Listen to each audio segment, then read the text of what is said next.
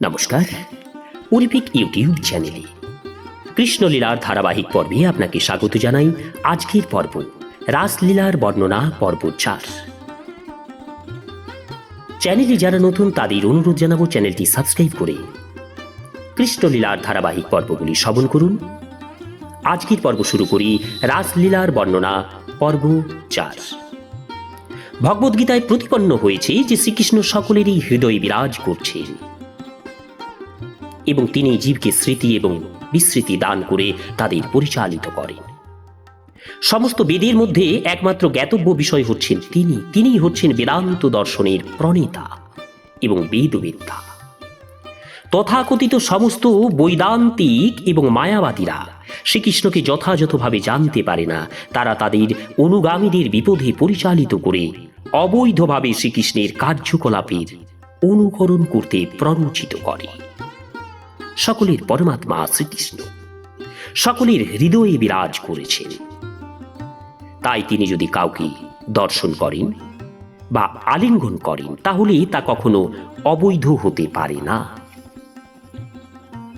কেউ কেউ জিজ্ঞাসা করে যে শ্রীকৃষ্ণ যদি আত্মারাম হন তাহলে জগতের নীতিবাগীশদের বিচলিত করে কেন তিনি গোপিকাদের সঙ্গে এইভাবে লীলাবিলাস করেছিলেন। তার উত্তরে বলা হয়েছে যে তার এই লীলাবিলাস প্রকাশ করে তিনি অধঃপতিত বদ্ধ জীবেদের প্রতি বিশেষভাবে কৃপা করেছেন। গোপিকারাও হচ্ছেন তার অন্তরঙ্গা শক্তির প্রকাশ। কিন্তু শ্রীকৃষ্ণ যেহেতু রাসলীলা প্রদর্শন করতে চেয়েছিলেন তাই তারা সাধারণ মানবীর মতো আবির্ভূতা হয়েছিলেন। এই জড় জগতের উপভোগের চরম প্রকাশ হচ্ছে স্ত্রী এবং পুরুষের মৈথুন। পুরুষের জীবনের একমাত্র উদ্দেশ্য হচ্ছে স্ত্রী লোকদের দ্বারা আকৃষ্ট হওয়া এবং স্ত্রী লোকদের জীবনের একমাত্র উদ্দেশ্য হচ্ছে পুরুষদের দ্বারা আকৃষ্ট হওয়া। এটি হচ্ছে জড় জাগতিক জীবনের মূল তত্ত্ব। যখন মানুষ এই আকর্ষণযুক্ত হয় তখন সে এই জড় জগতের আরও বেশি করে আবদ্ধ হয়ে পড়ে। তার বিশেষ কৃপা প্রদর্শন করার জন্য শ্রীকৃষ্ণ এই রাসলীলা প্রকট করেছিলেন যাতে বদ্ধ জীবেরা মুগ্ধ চিত্তে তার প্রতি আকৃষ্ট হয়, যেহেতু তারা কাম উপভোগের প্রতি অত্যন্ত আসক্ত।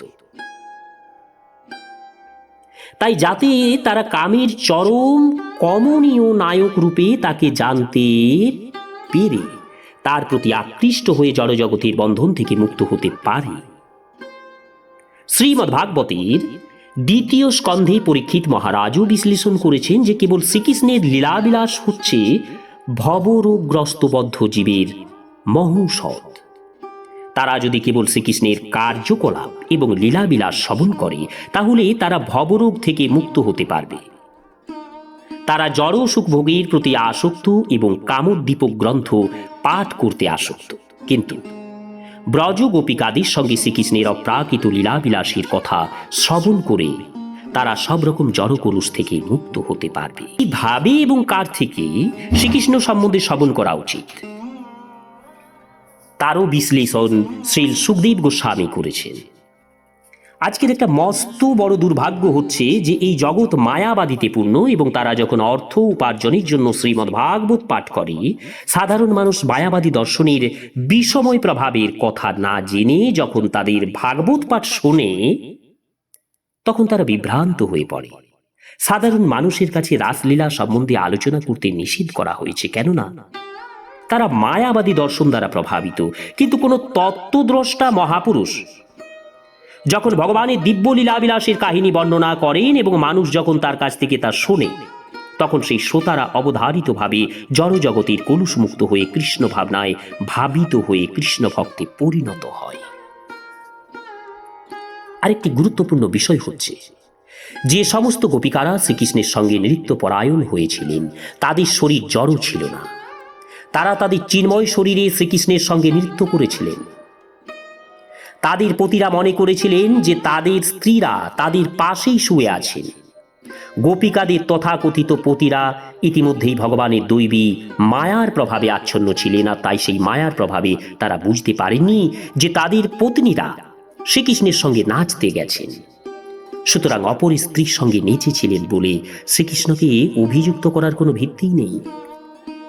গোপিকাদের দেহ যা ছিল তাদের পতিদের সম্পত্তি তা শয্যাতে শায়িত ছিল, কিন্তু শ্রীকৃষ্ণের বিভিন্ন অংশ তাদের চিন্ময় স্বরূপে তারা শ্রীকৃষ্ণের সঙ্গে নাচছিলেন। শ্রীকৃষ্ণ হচ্ছেন পরম পুরুষ, পরম আত্মা, এবং তিনি চিন্ময় গোপিকাদের সঙ্গে নাচছিলেন। সুতরাং শ্রীকৃষ্ণকে দোষারোপ করার কোনো কারণ নেই। রাসনৃত্য সমাপ্ত হলে রাত্রি শেষ হয়ে ব্রাহ্ম মুহূর্ত দেখা দিলে ভগবদ্গীতার বর্ণনা করা হয়েছে যে ব্রহ্মার রাত্রি অত্যন্ত দীর্ঘকালব্যাপী। সূর্য উদয়ের 1.5 ঘন্টা পূর্বের সময়কে ব্রাহ্ম মুহূর্ত বলা হয়।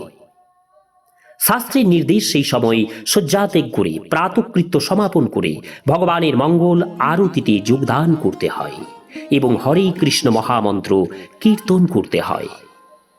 এই সময়টি পারমার্থিক কার্যকলাপ সম্পাদন করার জন্য অত্যন্ত উপযোগী। সেই শুভ মুহূর্তের আগমনে শ্রীকৃষ্ণ গোপিকাদের ঘরে ফিরে যেতে নির্দেশ দিলেন। যদিও তারা তাকে ছেড়ে যেতে চাইছিলেন না, তারা ছিলেন তার অত্যন্ত প্রিয় এবং বাধ্য। শ্রীকৃষ্ণ যখন তাদের ঘরে ফিরে যেতে বললেন, তারা তৎক্ষণাৎ ঘরে ফিরে গেলেন। শ্রীল সুখদেব গোস্বামী এই রাসলীলা সম্বন্ধে বলেছে, কেউ যদি পরমেশ্বর ভগবান শ্রীকৃষ্ণের প্রকাশ ব্রজগোপিকাদের সঙ্গে তার রাসলীলা বিলাসের কাহিনী যথার্থ তত্ত্বজ্ঞানী পুরুষের কাছ থেকে শ্রবণ করেন, তাহলে কাম নামক অতি সাংঘাতিক রোগ থেকে তিনি মুক্ত হবেন। কেউ যদি যথাযথভাবে রাসলীলা শ্রবণ করেন, তাহলে তিনি কাম ভাব থেকে সম্পূর্ণভাবে মুক্ত হবেন এবং পারমার্থিক জীবনের চরম স্তরে অধিষ্ঠিত হবেন। সাধারণত মানুষ যেহেতু মায়াবাদীর দ্বারা প্রভাবিত এবং তার মায়াবাদীদের কাছে শ্রীকৃষ্ণের যে রাসলীলা বিলাসের কথা শ্রবণ করে, তাই সদ্গুরুর কাছ থেকে রাসলীলার বর্ণনা শ্রবণ করা এবং তার কাছে যথাযথভাবে শিক্ষা লাভ করা, যার ফলে তারা এই পারমার্থিক জীবনের স্তরে অধিষ্ঠিত হতে পারে। তা না হলে তারা অধপতিত হবেন। কাম হচ্ছে এক রকমের হৃদরোগ। বদ্ধ জীবের এই হৃদরোগ নিরাপয়ের উপায় হচ্ছে ভগবানের কথা শ্রবণ করা। কিন্তু সেই শ্রবণ যেন নির্বিশেষবাদী পাষণ্ডীর কাছ থেকে না হয়। কেউ যদি তত্ত্বদ্রষ্টা মহাপুরুষের কাছ থেকে ভগবানের কথা শ্রবণ করেন, তাহলে তার ভবরোগ ক্ষয় হবে, সে সম্বন্ধে কোনো সন্দেহ নেই। যারা পারমার্থিক জীবনে ব্রতী হয়েছেন তাদের সম্বন্ধে শ্রীল সুখদেব গোস্বামী শ্রদ্ধান্বিত শব্দটি ব্যবহার করেছেন। পারমার্থিক জীবনের ভিত্তি হচ্ছে শ্রদ্ধা। শ্রীকৃষ্ণকে পরমেশ্বর ভগবান পরম আত্মারূপে জেনে তার প্রতি যিনি শ্রদ্ধান্বিত হয়েছেন, তিনি যথাযথভাবে শ্রবণ এবং কীর্তন করতে পারেন। শ্রীল সুখদেব গোস্বামী অনুশ্রীণয়াত শব্দটি ব্যবহার করেছেন। গুরু পরম্পরার ধারায় সদ্গুরুর কাছ থেকে শ্রবণ করতে হয়। অনু শব্দটির অর্থ হচ্ছে অনুগামী হওয়া, এবং অনু শব্দটির আরেকটি অর্থ হচ্ছে সর্বক্ষণ। সুতরাং আমাদের নিরন্তর সদ্গুরু পরম্পরার ধারা অনুসরণ করতে হবে। সব রকম পেশাদারী ভাগবত পাঠকের কাছ থেকে, মায়াবাদী অথবা সাধারণ মানুষের কাছ থেকে শ্রীমদ্ ভাগবতের ব্যাখ্যা না শুনবার চেষ্টা করতে হবে। অনুশ্রীণয়াত মানে হচ্ছে শ্রীকৃষ্ণ ভাবনায় মগ্ন, গুরু পরম্পরার ধারায় অধিষ্ঠিত মহাজনের কাছ থেকে ভগবানের কথা শ্রবণ করা উচিত। কেউ যখন এইভাবে শ্রবণ করতে চায়, তখন অবশ্যই যথার্থ ফল লাভ হয়ে যায়। রাসলীলার যথার্থ তাৎপর্য সমন্বিত বর্ণনা শ্রবণ করলে পারমার্থিক জীবনের উন্নত স্তরে অধিষ্ঠিত হওয়া যায়। শ্রীল সুখদেব গোস্বামী দুটি বিশেষ শব্দ ভক্তিম এবং পরাম এর ব্যবহার করেছেন। ভক্তিম পরাম মানে হচ্ছে কনিষ্ঠ অধিকারের স্তর অতিক্রম করে উত্তম ভক্তির স্তরে ভগবানের সেবা পরায়ণ হওয়া। যারা কেবল মন্দিরে ভগবানের পূজার প্রতি আকৃষ্ট কিন্তু ভগবত ভক্তির যথার্থ দর্শন সম্বন্ধে অবগত নয়, তাদের বলা হয় কনিষ্ঠ অধিকারী। সেই স্তরের ভক্তি শুদ্ধ ভক্তি নয়। শুদ্ধ ভক্তি সর্বতভাবে জড় কলুষ থেকে মুক্ত। জড় জগতের সবচাইতে ভয়ঙ্কর কলুষ হচ্ছে কাম অথবা স্ত্রী সঙ্গ উপভোগ করার বাসনা। ভক্তিম পরাম বা ভগবানের পরাভক্তি এতই শক্তিশালী যে সেই মার্গে যতই অগ্রসর হওয়া যায়, ততই জড় জাগতিক আসক্তি ক্ষয় হতে থাকে। যিনি ভগবানের রাসলীলার বর্ণনা করে যথাযথভাবে লাভবান হতে চান তাকে অবশ্যই পরাভক্তির স্তরে অধিষ্ঠিত হতে হবে। তার হৃদয় অবশ্যই সর্বতোভাবে কামের প্রভাব থেকে মুক্ত হতে হবে। শ্রীল বিশ্বনাথ চক্রবর্তী ঠাকুর বিশ্লেষণ করেছে, ভগবদ্গীতার বর্ণনা অনুসারে ব্রহ্মার দিন এবং রাত্রির ব্যাপ্তি হচ্ছে 432 কোটি বছর।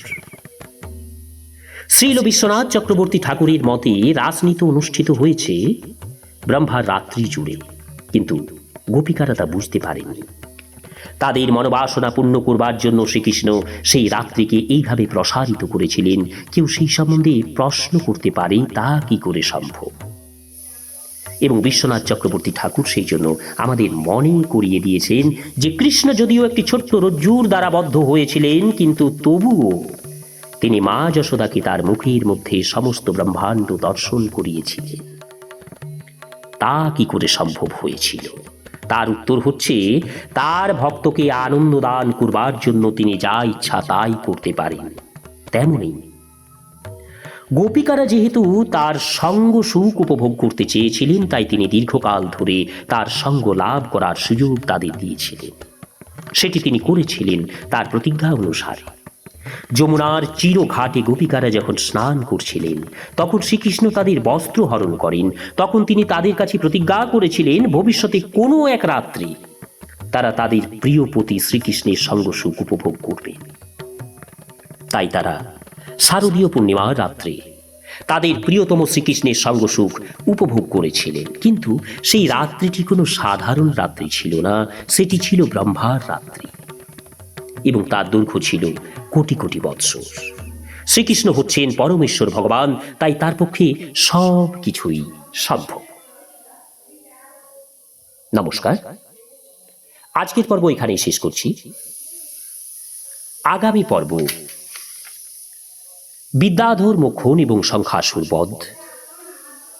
চ্যানেলে যারা নতুন তাদের অনুরোধ জানাবো চ্যানেলটি সাবস্ক্রাইব করে কৃষ্ণলীলার ধারাবাহিক পর্বগুলি শ্রবণ করুন।